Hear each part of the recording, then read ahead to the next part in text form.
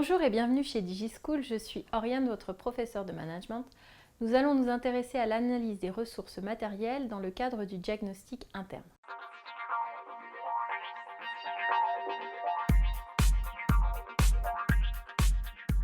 L'analyse des ressources matérielles consiste à effectuer le diagnostic des équipements et des ressources financières. Alors, au niveau des équipements, il s'agit des bâtiments, des machines, des véhicules et des outils qui vont permettre à l'organisation d'exercer son activité. Ces équipements, ils vont être tributaires des choix d'investissement réalisés par l'organisation. Lorsque l'on fait l'analyse des équipements, il faut évaluer l'âge des équipements. Est-ce qu'ils sont récents? Est-ce qu'ils sont vétustes au contraire? La sécurité. Est-ce que lorsque les salariés utilisent ces équipements, est-ce qu'ils prennent un risque? La fiabilité. Est-ce que les équipements sont certains de fonctionner ou est-ce qu'ils risquent de tomber en panne?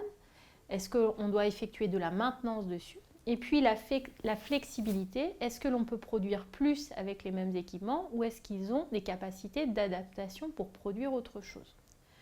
L'intérêt de cette évaluation, cela permet de visualiser l'influence que les équipements peuvent avoir sur la productivité et sur la compétitivité.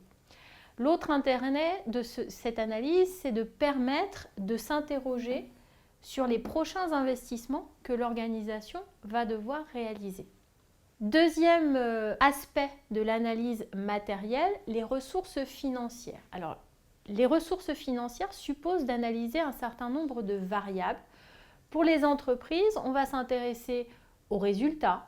Est-ce que le chiffre d'affaires est bon? Est-ce que la rentabilité est bonne? Est-ce que l'entreprise a une bonne solvabilité?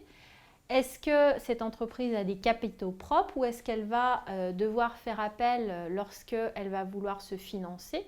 Est-ce qu'elle va utiliser plutôt l'autofinancement ou est-ce qu'elle va plutôt aller chercher un financement extérieur? Est-ce qu'elle a un bon taux d'endettement ou pas? Pour les administrations publiques, ces ressources financières sont essentiellement constituées par les impôts, par les taxes et par les cotisations.